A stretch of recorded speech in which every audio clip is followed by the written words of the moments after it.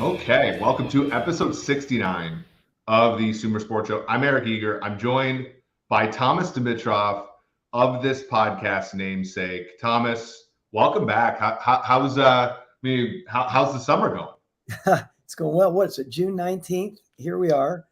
Literally, interestingly enough, I just finished watching the final episode of Succession. So I'm all twisted around, any of those Succession fans. But more important, I love this time of year for the general managers. I think we're going to talk a little bit about that. I every once in a while go back to the idea of what would I have been doing if I were to still be sitting in the seat. And I look forward to talking about that with you. It's got a lot of layers to it, I think. Yeah, for sure. That's kind of what I want to talk about today. Now that you're back, because we've had I think a really good group of guests. We had Brad Spielberger from PFF. We had Bill Connolly from ESPN. We had even some people within our own walls come in and do some things. And I think that there's a great deal of insight there. We did a quarterback draft, a head coach draft, and a non-quarterback draft. Those were a lot of fun. But where this podcast I think stands out is kind of your insight and where we can't get this anywhere else. And this time of year, right? Like I think about this time, we're just finishing mini camps. OTAs are in the back, beyond the back burner. You also have the draft a couple months in arrears already, and yet training camp is still a good month to 6 weeks away. There are a lot of big name free agents in the NFL right now, and there's a lot of like musing about what these teams are thinking. You've actually been in this chair before. What are general managers thinking about right now? Well, I mean, let's start and look at it this way. What they're thinking about right now is school is out for the effing summer. I hate to tell you that, all the fan base out there, these guys are so enervated by this time of year. They just finished mini camps and OTAs, as you mentioned. It's in the middle of June. Everyone cannot wait to step back, be with their families, love on their families, their wives, and their kids, be together, take a deep breath, maybe go on a couple-week vacation. While they're doing that, however, and we'll continue to talk about it, they may be doing a deal here and there. They may be having their salary cap guy back in the office every once in a while, putting finishing touches, Eric, on the signings of the draft picks, right?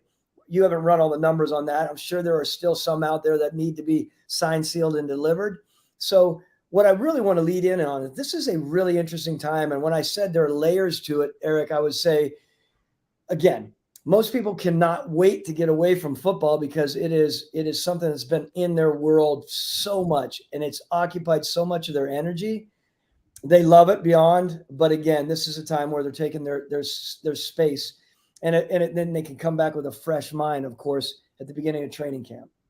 Yeah, it's such an interesting because I've never worked for a team, and it's funny because even at Sumer, but also at Pro Football Focus where I was, like the months of June, July, August are kind of when you're trying to finish the stuff up for the season, content and all that. And so in many ways, that's a very condensed time for people in sort of the football media space. For people in the football space, it's actually, there will be people that'll take a month off, and there will be people that will sort of unwind, and for good reason. I mean, if you're a player evaluator, let's say you're a scout or even an analytics person that works on that side of the business, like you've been going from, let's say, November in a lot of ways until April, and then you're packing it all up, for that one draft cycle. If you're in the pro side, it's a little bit, it's shifted a little bit, but in a lot of ways, you're still in a really tough spot because you just simply don't have the time to unwind. Because everything is sort of on a schedule from what day? I mean, basically what, late July until just right about now, everything's on a schedule for these people that work for teams. And so they have to sort of refresh during that time. Thomas, this is the time I would imagine for somebody in your shoes as a GM to reevaluate what your assumptions are, to reevaluate what your long-term planning is. In a weird way, it's the one time I think you probably have a little bit of peace and quiet in your own mind. Sure. I mean, remember, draft's over at the beginning of May. So you think about May and half of June. There's a month and a half to do a lot of the thinking that you need to do, Eric, for the most part. Meaning, you're talking to your head coaches a lot. You're talking to your personnel people. You're getting in a summer scouting report on the next wave of players that are coming out in the draft. We used to call it, beach reading material. We'd sit out there and read all the scouts reports during that time, do our underlining. I mean, I took that lead from Scott Pioli. He was an underlining master, but we would take time doing that type of stuff. We would look at our financials. It was digging back into what we knew was important going into the fall. But like you said, you could get up and have your coffee. You're not racing off to the office. You don't have this angst hanging over your head. You might make a call to your assistant GM. You might make a call to a scout here and there. More importantly, you might call your owner, or you might not. More than often, the person that you will communicate with would be your head coach. If you're a GM, you're going to call your head coach with an idea or two. He would call you as well, and you would talk a little bit. Well, Dan Quinn used to be out in Hawaii, and I would be out in Boulder, Colorado, and we would just have light conversations. We made sure that they weren't too deep. I rarely, in those 12 and a half, 13 off seasons, did I ever have any catastrophic issues during that time. I think you had alluded to it in one of the things that you want to talk about, and I don't want to get off on that until you bring it up. But, there are people out there that are dealing with some pretty heavy stuff during that time. So this ideal moving away for the summer isn't as easy for them, right? They're dealing with some pretty deep stuff. And that could be a bad contract gone bad, or health issues with someone, or et cetera, et cetera. So the last thing I want to say about that is, remember, though, I keep saying this, but there's such a relief knowing that at the middle of June, you can walk out that door and not feel guilty about not coming in every day, because every owner's checked off on it. You could go to virtually any building right now and you would see it's like the dark ages. You might have one or two people sitting in their department for a week at a time, usually the lower level people, right? They're doing a week or two in the office, and then they're off for about 3 weeks, right? So there's a little bit of shifting around that way. Yeah, for sure. And that's only part of a healthy situation. I know that football at times can be, and you're, as being one of the more progressive people in the league, like, I would say that you guys probably were more healthy and functional than a lot of teams. But like, what I do like is that this month of June and July for them is mostly sacred in that regard, which is great, because you do need to take that time off. And that, be that as it may, it's funny that a lot of the thorny issues happen right now. So like, just a few that are being brought up, like, for example, the Kansas City Chiefs just off a Super Bowl. They have Chris Jones at a $28 million number right now, whether or not to give him an extension, right? That has connections to DeAndre Hopkins, who's has been one of the best receivers in all of football. He's now available. He's taken some team meetings, but for the most part, he's unsigned, and there really isn't a beat on whether he's going. Then you have guys like Dalvin Cook who are free agents. You have situations like that, and then you have what Mojel just asked, which is what would Thomas do with Stephon Diggs? He says he wants a say in play calling and not being at the facility. Like, you have a situation where Stephon Diggs is one of the best players in the entire league at his position. He comes into minicamp, sits out a day because there's a misunderstanding or something like that going on in the building, and now you have to take that with you, in theory, to your vacation. You have to have 1 year on that. Like, those things are weird, right? Because they can, in a lot of ways, they're thought of as make or break situations, when in the most part, most of the hay theoretically is in the barn. You just have to deal with these sort of one-off transient type of things that are going on with your team. Well, that's a great point. Look, I'm making a fairly light of it, meaning you're off, and you're completely off as much as you can on any given year, sometimes a little bit more involved. Sometimes there are situations that, demand your attention, and your owner wants your attention on it. And there were times that I was dealing with agents during that time. But again, there's a lot more relaxedness, sort of being relaxed about it. I will say a lot of teams also think if they're in a situation with a signing or a contract situation that's become complicated, they know that they're coming back the week before training camp starts, right, Eric? Normally GMs and their staff will come back then. So their eyes are focused on getting as much done then when they come back. But again, unless, and I'm not saying everyone, right? Look, I've talked to a couple of teams who say, Thomas, there's never a vacation. And believe me, I know there are certain head coaches and GMs who aren't doing that, to your point, but they are looking at what's out there, and they do think that there may be opportunities when everyone else is kicking, their feet up and they're in the sand, that other people are working hard at it. I just think being smart about it, making sure that you are able to take your deep breaths and get your health. You can still do deals during this time. I know I'm going in circles on. I'm sorry, Eric, but you brought it up. I remember having probably 2 or 3 different times when I was in completely acrimonious discussions with an agent that I was able to put aside while I went away. Right. So I think there's a way to do that. Yeah, it's so funny, right? Whenever I put up this podcast, I do the hashtags of management and all this stuff and like decision making and leadership, because it is part of that.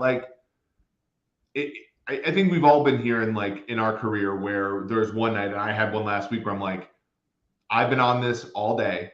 I'm not going to get better at this right now. I need to get some sleep. I need to recharge. I need to move on.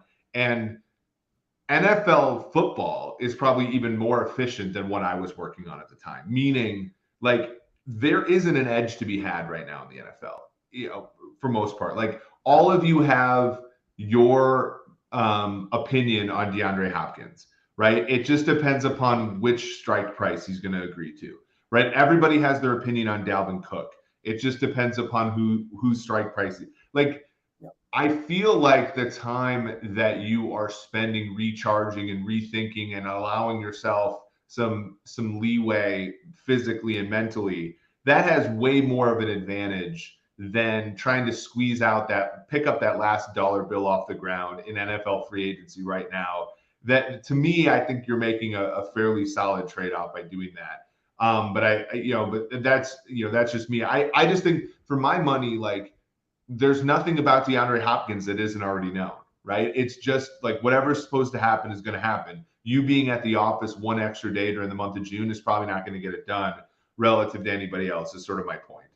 Yeah, and I think if you look back to years and years ago, I mean, having been in this league in professional football for 28 in the NFL, 2 in the CFL, 1 in the world, 31 years, it's been fairly consistent, although people are so much more in tune with what you're talking about, making sure that they're of sound mind, making sure they're of fresh mind, making sure that they're eating properly, all of the stuff that are the older generation would respectfully, I don't even know if it's respectful, would poo-poo and say, are you kidding me? Grind, even if you have a couple of days off. I guess what I'm saying now is people are so much more aware of that, so they're not feeling bad about doing that, so that they are fresh when they're having to make their decisions. Look, when you brought up the other day to me, and I believe it was in our interaction when you were talking about, okay, are the coaches doing the same? The coaches are probably the first one out the door, by the way. They want the hay in the barn with their scheme, with adjustments. It does not mean in any way, Eric, that they're not, calling the head coach and their coordinators and having discussions. Hey, one last thing. Of course that can happen.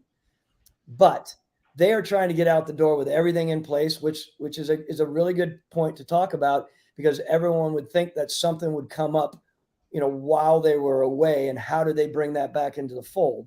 They're in again a week before training camp starts usually, and able to dabble and put some finishing touches on some scheme adjustments oftentimes. Yeah. Do you think that there are a lot of coaches who spend this time off just as a hobby, watching college film or watching, if you're Shanahan, you're watching McVay's film or something like that? Or has that study has all been done, right? That study is all part of the putting the hay in the barn this time? Or is it I think a lot of us who have, interest in these things, we'll go and kind of have guilty pleasures when we go on our vacations. We'll read a book about a different area of math, or we'll read a book about the CFL if we're an NFL coach, or something like that. I feel like that's more creative. But you're saying, though, that these coaches are saying, look, we're trying, we're gonna finish up install basically right now before we go on vacation in June, and then we're gonna kind of work around that once we get back. But for the most part, they're not reinventing anything right now, which I think makes sense. Do you think that is why some of these basically post-draft, they're so hesitant to get new players into the fold, even though there are a lot of players right now who are veterans who are have been pretty good in the NFL. Marcus Peters, Ezekiel Elliott, guys like that who are without a team because in some ways teams are already finalizing their plans. And if a player doesn't fit into them, and it's increasingly less likely that a player will fit into them the later we get in this process, those plans are being finalized by these teams. And again, that's contingent on the head coach, right? Normally, Mike Smith was very different than Dan Quinn, right? Mike Smith was really cast in his ways as far as the team. When we were in the middle of approaching the middle of June, there is no way. We weren't aggressive and active. We had our group in place. It's why we were one of the biggest draft retention teams during those 6 or 7 years we were with Mike, because that's how he wanted it. Where Dan came in, it was different, right? Dan and his group were always looking to upgrade. So we were much more aggressive with our turnover. Sometimes that can be good. Sometimes it can be a challenge. So to me, it's contingent on the head coach and their styles. I will say, even though with both of them, though, most wanted everything in place as much as possible before we left. Not saying a deal couldn't get done later, but that's a good feeling, knowing that you have everything wrapped up and you're ready to come back, the last week of July and start your work together, which is another really important point, which I know you're going to talk to me about. When you start talking about the scheme being in place, what about the roster being in place?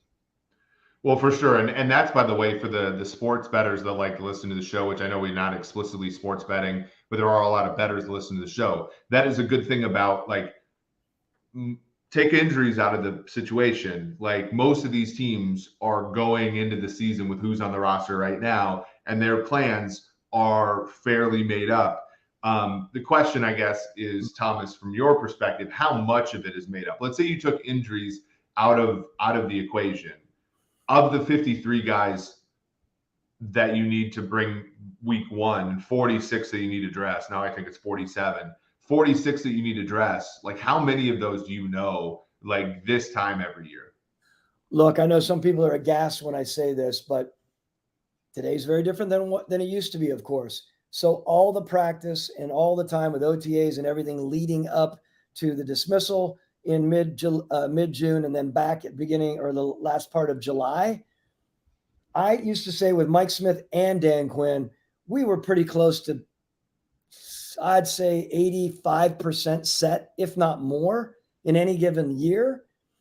And which is amazing to me, because people think, wow, they come back to training camp. I'm saying, yeah, but they've all been working so hard. It's not like back in the day, they would leave, they were fiddling around in the spring and they were working a banking job and they were working for, selling for Budweiser. These guys have all been working their tails off.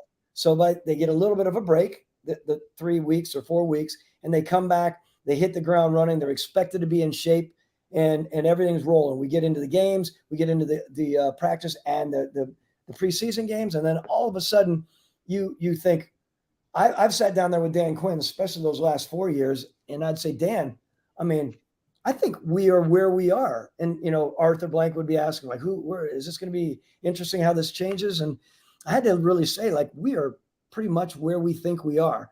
Every once in a while, a guy would have a good final stretch. I remember a running back one time, without mentioning names, he was slapping it around, but the last 2 or 3 games, he started running his ass off and he made our team. He was so far cut back in, June, July, or June and August, or June, July, excuse me. So I find that fascinating. I'm trying to think in my mind who this running back is, and just to guess off the top of my head, but I won't ruin it. Well, I guess the reality on this is that, most teams are pretty damn close to where they are because they have a really good feel. You can get creative. I think you can get not only creative, but if you can find someone that fits your scheme, but also fits the mentality of how you're approaching things, right? You've mentioned some guys already, some of these free agents. And the reality is, a coach and his staff are like feeling so good about getting everything in that compartment finally. Do they want that wayward soul to come in, though good, to put a twist in their leadership and their approach? Yeah, that's such an interesting topic. I've actually been kind of nerding out a little bit over the history of the league, and mostly around, like, when free agency started happening, because I think what you're describing is a function, a lot of ways, of free agency, right? Where players have gotten more power they've used that to make themselves into better players. And so a lot of more physically fit and all that kind of stuff. To the point now where, to your point, training camp isn't really like a figuring out exercise. I mean, you go back, Thomas, I was watching a preseason game from 1988 on the TV. It was played in Switzerland. Vern Lundquist, a Swede himself, was like loving, he was just loved the spectacle. It was a preseason game, Thomas, between the Bears and the Vikings. The Bears and the Vikings play in the same division. Not in nowhere on God's green earth today would we see division rivals playing the preseason. But this was back when they played 4. It wasn't that far ago from when they were playing 6, right? Yeah. And they're playing a quarter and a half, even the starters, against division rivals, right? Like the training camp was about to figure stuff out because we didn't have the athlete optimized the way that we do now. And I think the other part is when you add free agency onto it, you have the salary cap as well. And this was really funny was in the early 90s, right when they sort of agreed to the new CBA, they used to have this situation where you had to cut from 53 to 47. And there would be this pool of waivers players and it'd be like Mike Tice, like guys like that who are like 47 on every roster. But like you'd have to go through this situation where you had to cut down to 47 and see if anyone wanted a bite out of your players. And then you'd re-sign the last 5 or 6 guys on your roster. Like there were just so many mechanisms before the salary cap where you would be able to do roster turnover. And it's just different now. Roster turnover all just happens in February, March, April now. And once you get into July, August, your veterans, they can take their guaranteed pay, right? Like if you cut them out, they're on the roster week 1 and you somehow go sideways with them, you cut them one time in their career, they can take the rest of their season P5 and make it guaranteed. So like there's something there. There's just a lot of salary cap implications to getting rid of veterans now that never existed, of course, before there was a salary cap. You hit the nail on the head. I would say this as well. Most general managers and personnel department, they want to come in with nothing else done after June 15th, right? Because they want to be perceived like they have everything in order, that the owner is looking at them, that they've gotten everything, T's crossed, I's dotted. The last thing they want is a mercurial head coach or coaching staff who's just, every time they turn around, they're getting a call. Hey, this guy's available now. We should go in and get him. It becomes a bone of contention, right?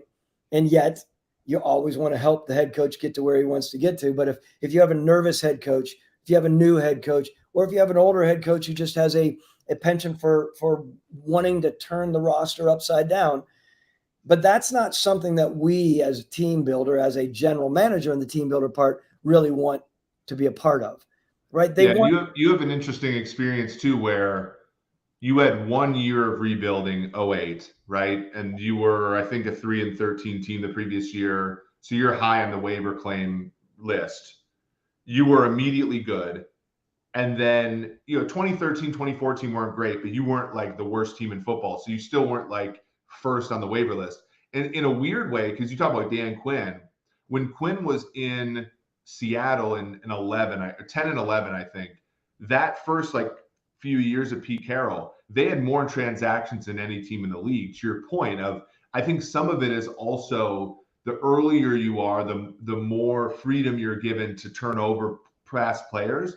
But in a weird way, in your experience, you weren't afforded that for that long because you took over in 08. You made some moves, of course. I think most of your moves were done when most teams make moves, like signing Michael Turner and drafting Matt Ryan and so forth. But like you guys almost weren't, you were so good out the gate in 08 that you were never really in a position, maybe until Dan got there in 15, to really say, hey, this roster needs some turnover, because evidently the initial one did so well. You guys were in the playoffs right away. And I think at least this was my impression back in 13 and 14 with the Falcons, is that it's not that you guys didn't have good players. It was just some things went kind of sideways a little bit. So you didn't really have a ton to overturn in 15 when Dan got in there. So it's kind of funny. I think for a lot of teams, Thomas, do you think that they're more likely to turn over the roster because of where they are in their rebuild stage this time of year? Oh, yeah. And that's a good thing. Let's backtrack to 14 and 13. Remember, those of you who are aficionados of the game, I mean, we were we were on the tail end. Mike Smith and Mike Nolan were thinking about changing. You remember the banter? It was all about we were a 4-3 and we were going to shift to a 3-4. Not only did we do it that in those 2 years, we were talking about getting big, right? We were talking about getting knocked around way too much in this 4-3 athletic scheme. So we were going to go big. We did it on the offensive side. And I love Mike Tice, by the way. I know he's a former Viking and everything. I really like him. I like his son Nate a lot. Mike and I always got along really well. But he wanted bigs, brother. He wanted 350s and 60s. And all we had was a whole bunch of 305s. So on the offensive side, we were doing that, scurrying like crazy as a personnel department and as a GM to try to get it right for Mike Smith, trying to push in. I remember Arthur whispering in my ears, Thomas, this is a very, very important year for Mike Smith. We need big. We ended up drafting Rashid Hegeman, if you remember, right? Mm-hmm. Probably shouldn't have done that, as good as athletic as he was. We were trying to go big. We were switching our scheme, which is another thing, right? Think about a complete switch of scheme, adding people to your roster, Eric, adding contracts to your roster, the year that there might be a change. I told Arthur after the fact, and again, you know my feelings about Smitty, love him, and Arthur and all that, but that's a precarious spot to be in, right? You're going into the summer, and all you're doing is saying, we are going big. You have all this money tied up into all these big guys, and we know if things go awry, the percentage of people, not that we were ever even focused on Dan Quinn, but think about that. Dan comes into the Falcons organization, athlete, speed, and all we had are all these big heavies, not all. So, well, I mean, you got yourself out of that fairly well with drafts. You know, you hit on Dion, you hit on Devondre Campbell. I mean, but you're right. I mean, it's awkward, right? And part of that is how tied head coach and GM are, because you don't want to be like, hey, Mike, I'm going to have to split the difference between what you want and what the next guy wants. You're never going to say that. That's not politically popular. That's not right. And in fact, you don't know. I mean, I'm imagining it was, you know, a coin flip whether or not they were going to keep you and Smith, or, you know, let's like all those things are just a really tough situation. But that's interesting. And then you're sitting there, and we've all like, from me in sports betting and you and, you know, running an NFL team, we've all been in a place where we're like, I got this wager down. I'm not happy about it. I gotta let it ride, and I'm not sure if the ingredients are all quite there. You know, you'd like, and that's part of a football team, right? And that's part of like being, you know, that's part of being in a situation where you have to drive to consensus. I mean, we have it at Sumer. Like, you and I don't agree with everything that happens at Sumer, but we have to agree and commit, because, you know, that's how these things work. And sometimes in the process of doing that, you're stuck on a 6-week vacation where you're like, well, I don't know if our linebackers can be able to get sideline to sideline. Well, look, I love that analogy. Think about, here's Arthur, right, as the owner. Here's a head coach his seat is really, really hot. And you think about, and here's the general manager, right, to the right, saying, okay, am I going to be around if this gets so hot and you're going to make a move on a head coach? And yet my words are you sure we want to spend 50, 60, 80, $100 million on all these guys that are going to be potentially a 1-year stop for us, and we're going to be just laden with dead money, and yet you want to give your head coach all the go ahead, right? Think about that precarious spot that the owner's in. You go to the owner or the head coach and say, sorry, man, you're hot. You are hot as hell, and you're going to have to do it with a 4-3 defense, or you're going to have to do it with smaller O linemen. Well, wait a minute. Do you not believe in me? Well, yeah, I do. Okay, well, let's do it. So you spend a ton of money. You bring people in who end up putting you behind as an organization. That can happen, right? Financially, for a new head coach to come in. So it's right. And we've seen that with, you know, and I know you like Rick Spielman a lot. We were on Rick's show at the Super Bowl. A very good insight when we were on his show. But like, that's what Kwesi Adofo-Mensah. Like, a lot of people are looking at his moves in Minnesota. You let Thielen, who's a stalwart, Dalvin Cook, who's a stalwart. You have to get a pay cut on Harrison Smith, and everybody's like, "Well, are these good or bad decisions by Kwesi?" And it's like, well, I don't know if they were even his decisions to make. Like, these were decisions that somebody made for him 2 years ago when they decided to try to win in 21. They can't win in 21. Unfortunately, everybody loses their job. He comes in, and the contracts in a lot of cases, this is what people, maybe we'll go through like an example of this on a different show. But like you look at a contract and you're like Daniil Hunter's contract. He's not playing in 2023 for what he's making, right? Just to give you basically what they did is push a lot of bonus money into the future. So his cap hit this year is 13 million, but his new money is only 5.5 million. And so you're thinking about a premier edge player only making 5.5 million, but he's 13 against the cap. So it's sort of this like vortex of like, it's not good for anybody. And it's not good for anybody because of a decision that was made 2 years ago, not a decision that they're currently dealing. Like the contract oftentimes will make a decision for you. By the way, Thomas, you never listened to one of these live. Speaking of a contract making a decision for you, the one that we signed with Manscaped means that I'm reading on air. That was a decision that was made for me. About a month ago, Manscaped sent us their kits. Thomas has one in his office. I have one in my office. They're great. I know Father's Day was yesterday.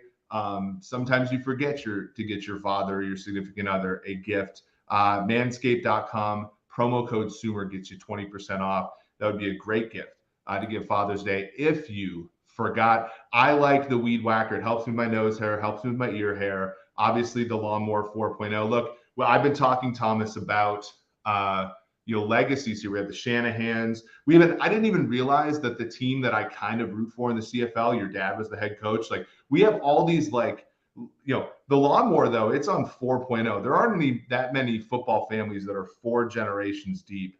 That just shows you the longevity of Manscaped. So manscaped.com, SUMER as the promo code. You'll get 20% off and help support the show.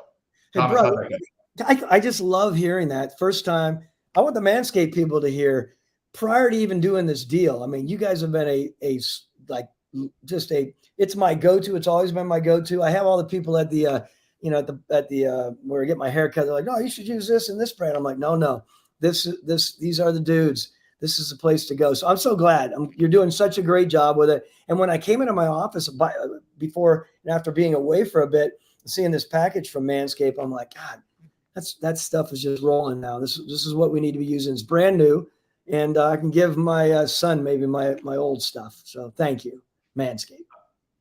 Exactly. They've been a good partner so far. By the way, July 1st, we're gonna have another partner as well. So we're gonna have a couple ads right on the show. Really excited for those folks as well.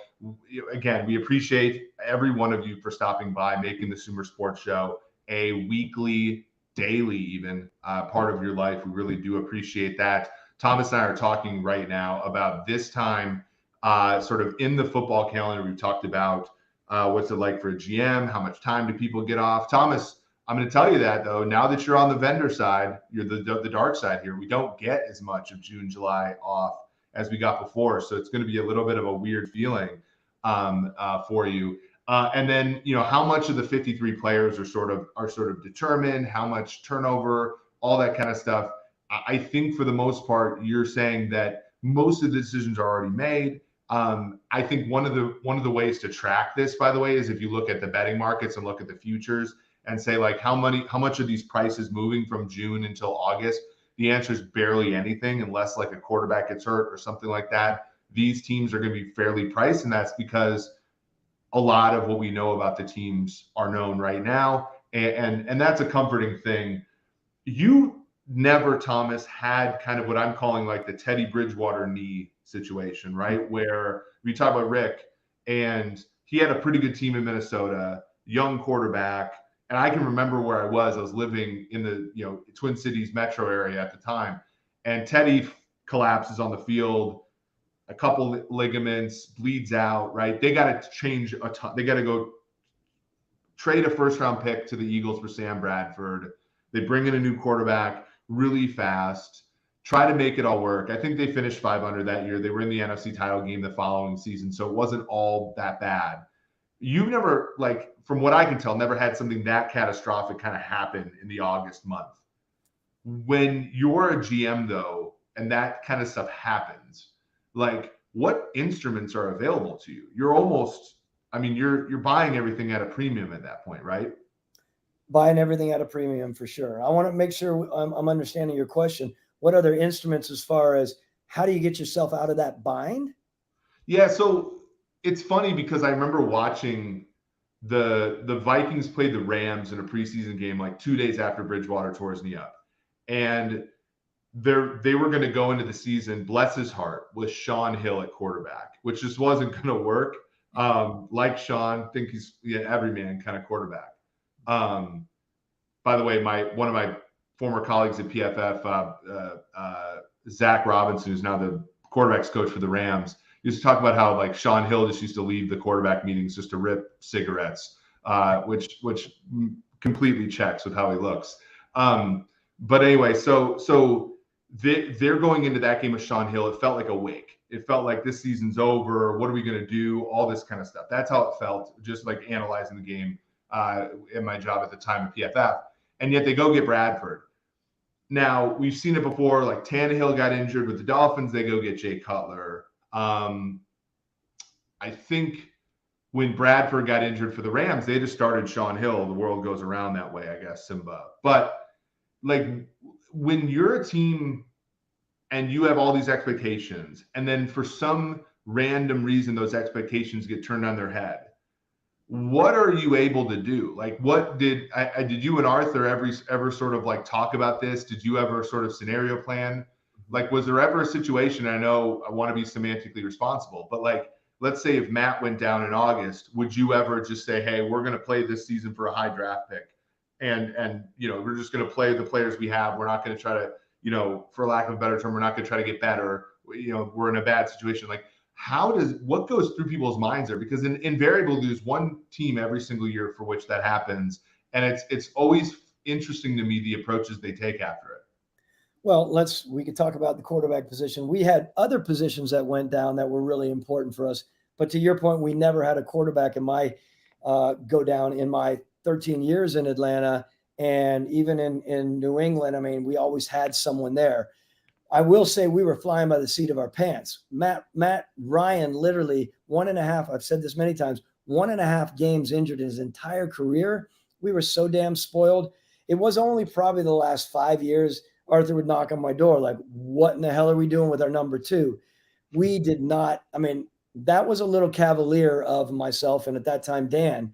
And it ultimately was me. I mean, I was cavalier about it. I'm like, look, we have who we need. Our guy is very, we'll continue to bring our young guys in here. So when you're thinking about that and you have those discussions, the what ifs with your owner for sure is an understanding that if our quarterback goes down, we are going to be doing all we can to keep respectability. But the reality for us to go out and bring someone in to take us to the promised land is unrealistic. Luckily, Arthur had that mindset about him as well, meaning he would love us to find the right, answer, but rarely was it. Only until most recently, when you start seeing some of this happen, I started thinking, my God, I was like, I was just flying by the seat of my pants. We should have been focused, on the Purdy's of the world. And I wasn't. I raised my hand. I would do it completely different in today's world. And I don't think an owner would have as much understanding towards the GM, right? And empathy or sympathy towards the GM. I think they would be all up his stuff, right? If that happened in today's world and you didn't have an answer, that'd be tough. Yeah, they would. Right. I mean, you opted for Matt Schaub for a bunch of years, who was competent, but interestingly, those guys are somewhat expensive because they're veterans too. And then you had the TJ Yates of the world and the Chris Redmonds of the world. And like, Chris Redmond was like a relic of the old Bobby Petrino days too, right? Didn't he play for Bobby at Louisville or something? No, Chris, when we came in, Chris was our, I don't know, for 2 or 3 years. And we hung with him because he, had a great relationship with our organization. Yeah. We thought we're focused on this young guy that we have. And yes, you're right. We had guys through the years that we thought could get us through a game or two. Yeah. But no disrespect to Schaubby and Yates and guys like, there were some good guys there. We didn't have an answer that was waiting in the bullpen for us. Yeah, that was like the same with the Vikings with Sean Hill. Like if if Teddy would have got injured for a game, Sean Hill, and I think Sean even started the first game because Bradford wasn't ready, and you could just see it physically. The guy, 60 snaps in, he's dead, right? Like, and that arm's going to fall off and stuff. But to your point, it's sort of, and it's one of the reasons hopefully I can get you a opine on this. We were going to talk about quarterback stats. I think we'll wait till next Monday to talk about that because I love the conversation we're having here. I love the fact that they now have a third quarterback rule back, which gives some incentive to teams to carry a third guy. Because, like practice squad, when they in 2011 went from having the 46 guy be a quarterback to not, a lot of teams just decided they weren't going to have a third quarterback on the 53, which meant any team could sign him if they got into a bind, which means that these guys are never really learning this system much at all.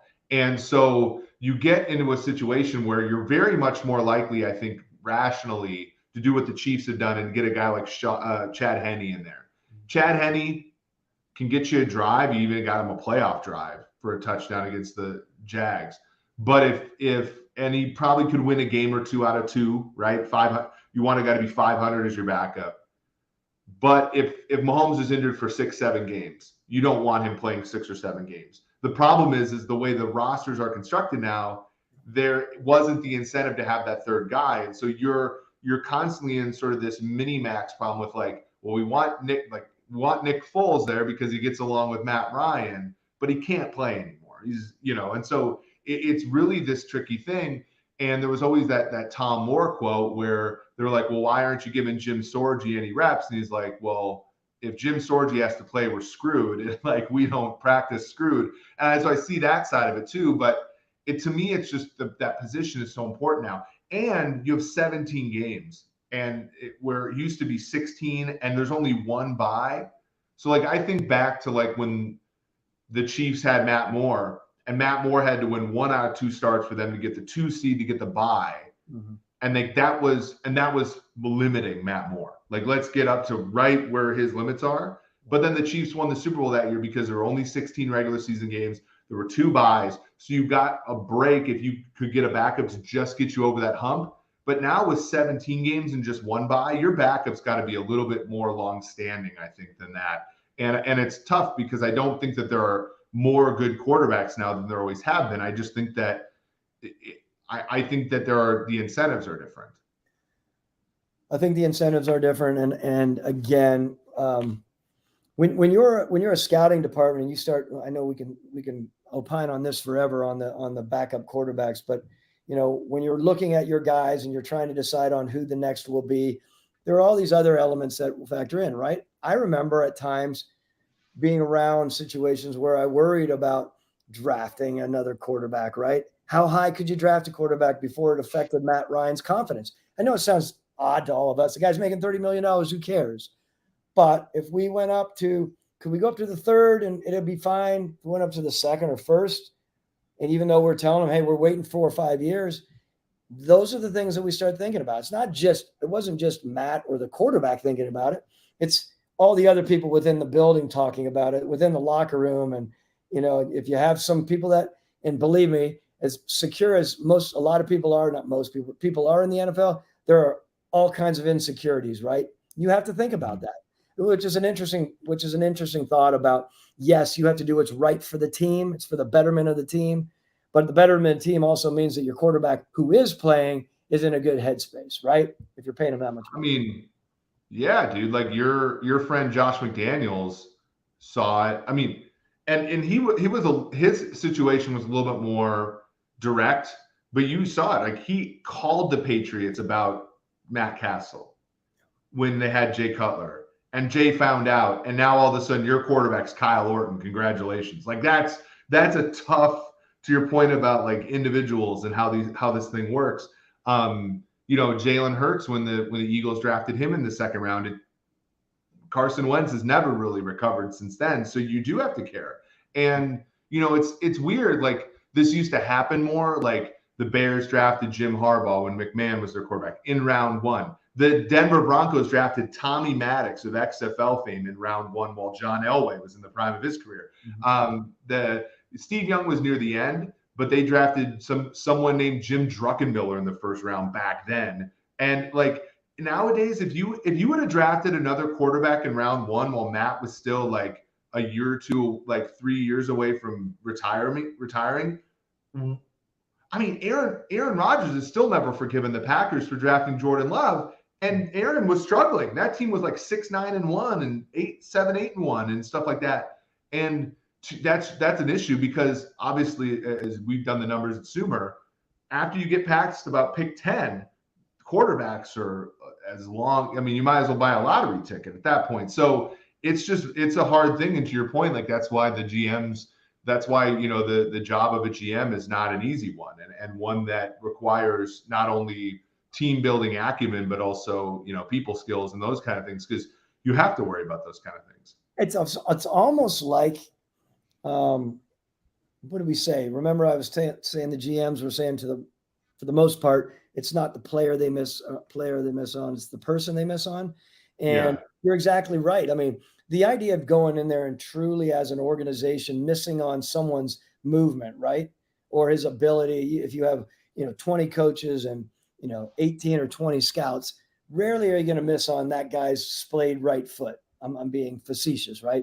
You see that. It's making those really complicated decisions like that. You have half the fan base and your owner saying, wow, what a great move drafting that second round pick.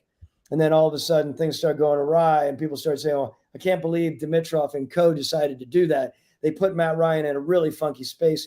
His security and his confidence is wavering. What a dumbass.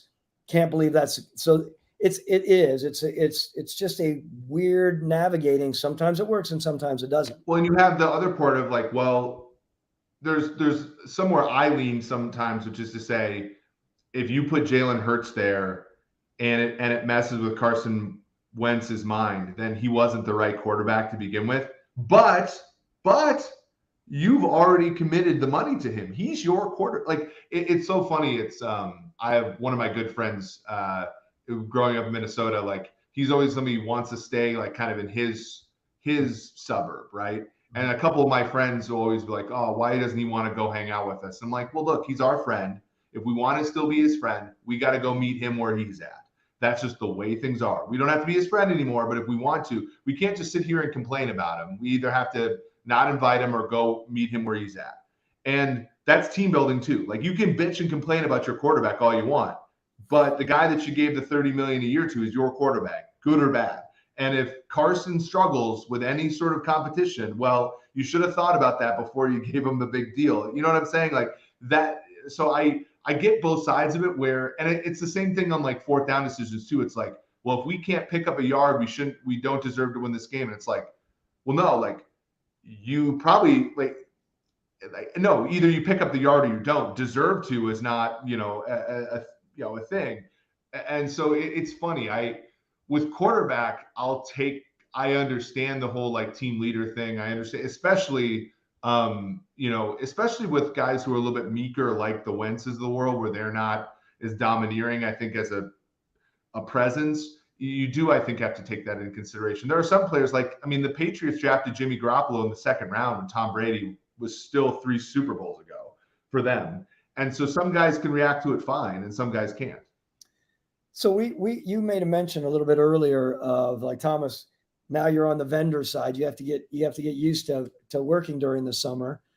And yeah, we're working our butts off. You guys, by the way, I just segue into that a little bit. I mean, a lot has been going on. There's a lot of exciting stuff going on in Sumer, a lot of work, a lot of crossing T's, dotting I's in what we're doing without getting into a ton of detail right now. If I can flip it around on you, like where are you most excited right now with Sumer? We're in these quiet sort of dog days or whatever you call them right now. Like, where are you as it applies to, the community and moving forward customer related? Yeah, I'm excited. Like, there's 87 games until the first week. So, historically, I've always been nervous about that number because, like, as it goes down, the more work that we have to get done. On the team side, it's always fun to hear about what the teams want. It's fun to see this movement. One of my good friends, John Park, just got the director job with the Cowboys.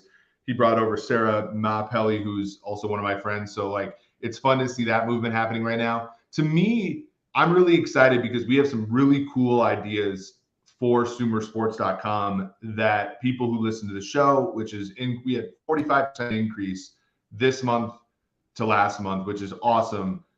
I can't wait for people to go to sumersports.com and be able to get lost in the data that we're going to be able to give everybody there. I think, people, there's the space is very hungry for the conversation you and I just had, which you're just never going to see anywhere else. And I think the space is hungry for statistics that will help people better contextualize the game. And, we're currently, in a position where we're collecting, emails, and we're sending out newsletters soon here. We have an article, Tej Seth wrote an article about quarterbacks. That's the highest, viewed article that we've ever had on sumersports.com. So what I'm really excited for is, obviously, getting to see some of these things that we've pontificated about in the offseason happen. And then getting everybody who is so far such a loyal listener and patron of Sumer Sports to be able to get them, give back to them with a website that they all can, enjoy and use to their heart's content. Well, I that I was just out in Reno at a speaking engagement with a whole bunch of casino executives. Talked a lot about GMing, so to speak, but there was a massive amount of discussion or interest, in LLMs, artificial intelligence, where we are with chatbots. Without getting into a ton of detail about that, there's so much excitement out there, right, about what large language models can do for all of us. And one of the points in that visit for me to go out there was to bring together my GM experience along with leadership and how it's going to be changing our approach to leadership, and how AI and LLMs are going to change our approach, how much more efficient and effective we can be, how much less amount or is there going to be a lesser amount of risk involved, the data, there's such excitement, coming from basically 6 months ago, or not 7 or 8 months ago, when OpenAI introduced ChatGPT, right? Now we're already on ChatGPT 4, right? I haven't missed something in the last few days, right? No. Well, I think Microsoft had an upgrade to theirs that made theirs faster. I think that we're probably still a ways away from knowing who the best chatbot is going to be, or even if that is possible, or they're just going to iterate over each other. I will say that component is going to be a big part of the experience at Sumer. Like, what we want to be able to do is we want to bring the data science solutions to people who don't necessarily want to or haven't learned all of the steps in order to get a data science solution. So, somebody like Tej can go into his, Jupyter notebook, pull down the data, build a graph, and send it out on Twitter. What we'd love for you to do is log on to Sumer Sports and be able to make that same graph. And be able to ask for it. And then once that happens, Thomas, I think this is the great frontier, right? It's been this way in scouting. It's been this way in player eval. It's been this way in player acquisition. Once we get the intelligentsia to this place, then there's going to be all these other questions that we want to be able to ask with data science. And so to me, I'm excited to push the frontier forward so that we can continue to see the new questions and have the impetus to answer them. I love it. It's exciting to be, at that spot and at the, frontier, and watching this all happen and continuing to get calls from my, contemporaries in the league who are very interested, of course, in what we're doing, interested in next frontier, don't want to be left behind. But they also understand that there's a fine line there, right? Mm-hmm. Never do they want, the next wave and the evolution to take over scouting and GMing, so to speak, and building. They want to be a part of it. And part of being a part of it, as we've talked about this, you guys continue to educate me as a former football person. That's going to be part of our job, is to continue to educate the football people so that they realize the benefits more and more of, what all of your understanding of data, LLMs, et cetera, are going to help them do their job better. Yeah. One thing that I like about Sumer is that there's a subject matter expert sort of at every at every level. Obviously, you with player evaluation and also team building. We have, Chase with salary cap. We have Nolan for scouting, although you're also an expert in scouting. We have, I don't think that we're going to make a ton of progress unless we, there's some progress to be made on first principles for sure. And I think naivete can be a blessing once every nook and cranny has been turned over. But you need subject matter experts to sort of help you know which stone to turn at every turn, right? And so I always like that. I'm excited for us to continue that way on both the B2C side, so fantasy gaming, content, all that stuff, the chats and all that, and then on the B2B side, helping teams, helping your contemporaries make decisions with that are more driven by data and with the tools that we can offer them. I think it'll be a potent combination, and I think for the folks that listen to the show, both on the team side, I know there are many of you, and then also on the consumer side, like there'll be something for everybody here, so that you can whet your appetite. Because I know the football analytics space has taken some hits over the past year or so, and obviously that's an opportunity for somebody to come up and do it well. I think that we're very much in the obviously follow our Twitter, follow this show. We're giving you kind of a glimpse into what that's going to be, and then by late August, early September, you'll have that at your fingertips. Love it. Thank you for riffing on that. Appreciate you. Of course, yeah. Well, this is fun, Thomas. This last being able to host with other people has been different, but it's always fun to get to host with you. You have such incredible insight, and this time of year is a dead time unless you have the memories and the insight from a 12-and-a-half-year NFL GM. So our podcast is going to be like none other, especially this time of year. So for those of you that are listening in, hit the like button, hit the subscribe button, tell a friend about the show. Go to manscaped.com, promo code SUMER. For Thomas Dimitroff, for Eric Eager, this has been episode 69 of the Sumer Sports